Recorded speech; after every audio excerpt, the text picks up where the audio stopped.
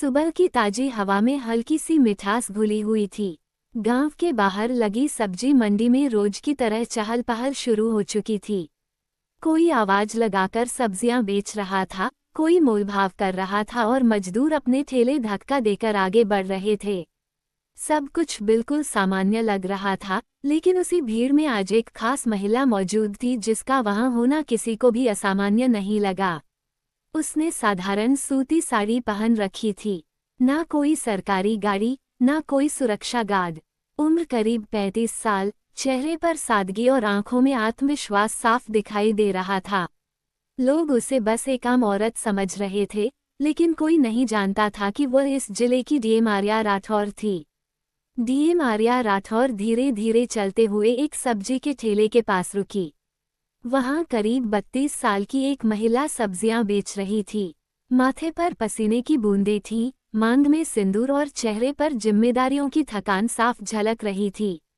आर्या ने मुस्कुराकर पूछा, बहन, टमाटर क्या भाव हैं? महिला ने विनम्रता से जवाब दिया, आज टमाटर 20 रुपए किलो हैं बहन, कितने दूं? तभी स्कूल यूनिफॉर्म पहने एक छोटा बच्चा दौड़ता हुआ आया और बोला, मम्मा जल्दी चलो ना, स्कूल के लिए देर हो रही है। महिला ने उसे प्यार से समझाया, बस बेटा 2 मिनट रुक जा। ये दृश्य देखकर आर्या का दिल भर आया। उन्होंने कहा, आप बच्चे को स्कूल छोड़ आइए, मैं तब तक ठेले पर बैठ जाती हूँ। महिला ने बहुत मना किया लेकिन आखिरकार बच्चे को लेकर वहां से चली गई। कुछ देर बाद वहां एक बाइक आकर रुकी। बाइक पर इंस्पेक्टर रंजीत यादव बैठा था। उम्र करीब 40 साल और चेहरे पर वर्दी का घमंड साफ दिख रहा था। वह ठेले के पास आकर रूखे अंदाज में बोला, अरे, आज तू बैठी है यहाँ? वो दूसरी औरत कहाँ गई? आर्या ने शांत स्वर में कहा, वो अपने बच्चे को स्कूल छोड़ने गई है। तभी सब्जी वाली महिला वापस आ गई। इंस्पेक्टर को देखते ही उसके चेहरे पर डर साफ दिखाई देने लगा। उसने जल्दी जल्दी सब्जियां तोली और इंस्पेक्टर बिना पैसे दिए वहां से चला गया। ये देखकर आर्या हैरान रह गई। उन्होंने पूछा, तुमने उससे पैसे क्यों नहीं मांगे? महिला की आंखें भर आईं। वह बोली, बहन, वो रोज ऐसे ही सब्जियां ले जाता है। अगर पैसे मांगूं तो ठेला हटवाने की धमकी देता है। डर लगता है कहीं रोजी रोटी ना छिन जाए।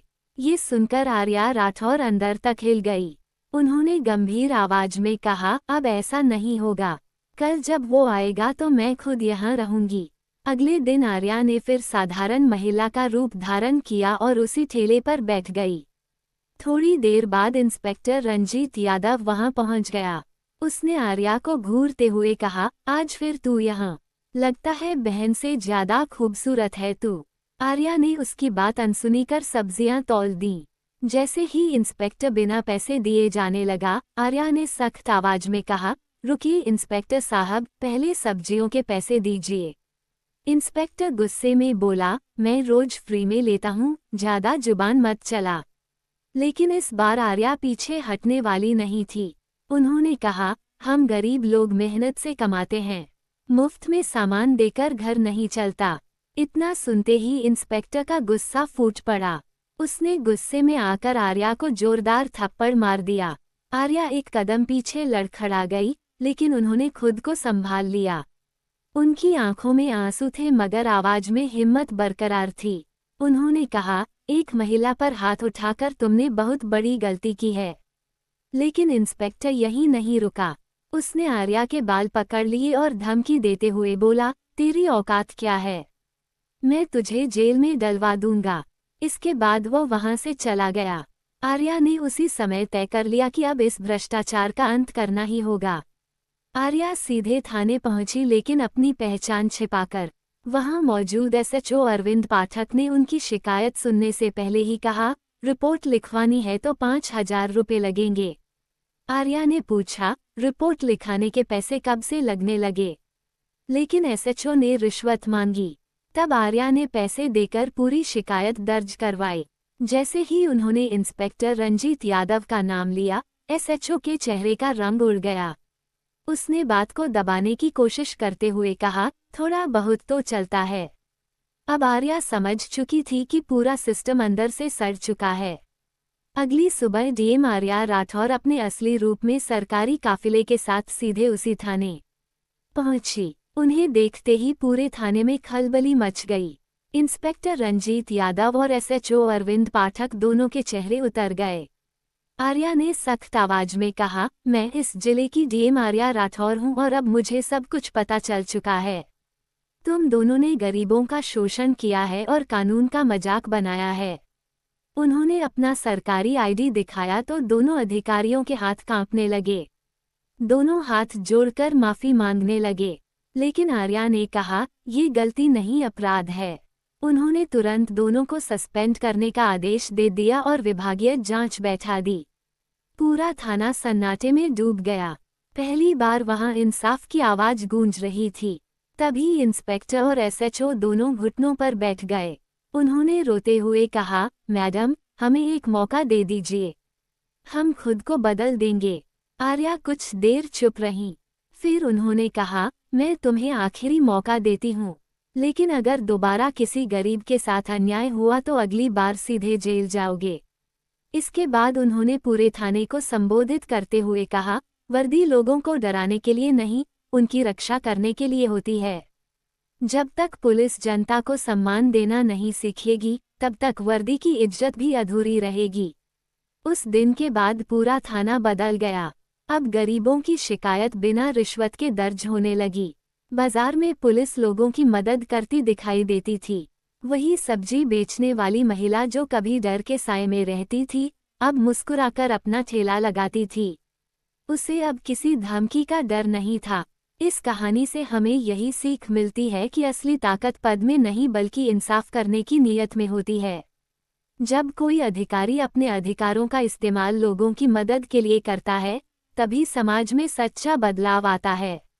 अन्याय के खिलाफ आवाज उठाना मुश्किल जरूर होता है, लेकिन एक सच्चा इंसान वही है जो डर के सामने झुकता नहीं बल्कि सच का साथ देता है। कुछ महीने बीत चुके थे। पूरे जिले में अब डीएम आर्या राठौर की ईमानदारी और सख्ती की चर्चा होने लगी थी।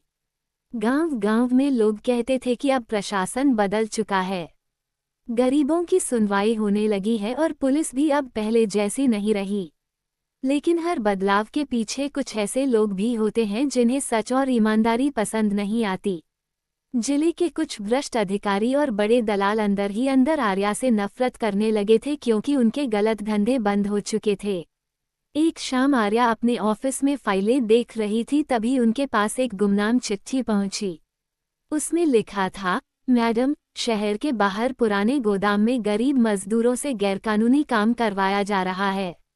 विरोध करने वालों को गायब कर दिया जाता है। अगर सच जानना है तो आज रात अकेले आइए। चिट्ठी पढ़ते ही आर्या का चेहरा गंभीर हो गया। उन्हें एहसास हो गया कि जिले में अभी भी बहुत कुछ गलत चल रहा है। रात करीब 10 बजे आर्या साधारण कपड़ों में बिना किसी सरकारी पहचान के उस पुराने गोदाम के पास पहुंची। वहां चारों तरफ अंधेरा था। दूर से कुछ लोगों की आवाजें सुनाई दे रही थीं। आर्या धीरे धीरे अंदर बढ़ी। उन्होंने देखा कि कई गरीब मजदूरों से जबरदस्ती काम करवाया जा रहा था। कुछ लोग उन्हें धमका रहे थे और विरोध करने पर मार भी रहे थे। तभी एक आदमी जोर से बोला, अगर किसी ने बाहर जाकर मुंह खोला तो जिंदा नहीं बचेगा। ये सब देखकर आर्या का खून खौल उठा। तभी उनकी नज़र उस आदमी पर पड़ी जो इन सब को चला रहा था। वो कोई और नहीं बल्कि जिले का एक बड़ा कारोबारी विक्रम सेठ था, जिसकी पहुंच कई नेताओं तक थी। आर्या समझ गई कि मामला बहुत बड़ा है। उन्होंने तुरंत अपने फोन से वहां का वीडियो रिकॉर्ड करना शुरू कर दिया। लेकिन तभी पीछे से किसी ने उनकी बांह पकड़ ली। एक गुंडा चिल्लाया, अरे ये कौन है? लगता है जासूसी कर रही है। कुछ ही सेकंड में चारों तरफ अफरा तफरी मच गई। गुंडों ने आर्या को घेर लिया। विक्रम सेठ गुस्से में बोला, फोन छीनो इसका। लेकिन आर्या ने हिम्मत नहीं हारी। उन्होंने तेजी से अपने सुरक्षाकर्मियों को लोकेशन भेज दी थी। गुंडे उनका फोन छीनने की कोशिश कर ही रहे थे कि तभी बाहर पुलिस की गाड़ियों की आवाज गूंज उठी। पूरा गोदाम पुलिस ने घेर लिया था। दरवाजा टूटते ही पुलिस अंदर घुस गई। इस बार पुलिस टीम की अगुवाई खुद इंस्पेक्टर रंजीत यादव कर रहा था। वही रंजीत यादव जो कभी गरीबों पर जुल्म करता था, आज पूरी ईमानदारी से अपराधियों के खिलाफ खड़ा था। उसने विक्रम सेठ को पकड़ते हुए कहा, अब तुम्हारा खेल खत्म। विक्रम भागने की कोशिश करने लगा लेकिन पुलिस ने उसे जमीन पर गिराकर हथकड़ी लगा दी। मजदूरों की आंखों में पहली बार राहत दिखाई दी। कई लोग रोने लगे। एक बुजुर्ग मजदूर कांपती आवाज में बोला, मैडम, अगर आप आज नहीं आती तो हम जिंदगी भर गुलाम बने रहते। आर्या ने उनकी तरफ देखकर कहा, अब किसी गरीब के साथ अन्याय नहीं होगा। यह मेरा वादा है। अगले दिन पूरे जिले में ये खबर फैल चुकी थी। अखबारों और न्यूज चैनलों में सिर्फ एक ही नाम था, डीएम आर्या राठौर। लेकिन आर्या को अपनी तारीफ से ज्यादा खुशी इस बात की थी कि एक बार फिर कुछ बेबस लोगों को इंसाफ मिला था। दूसरी तरफ इंस्पेक्टर रंजीत यादव चुपचाप अपने केबिन में बैठा था।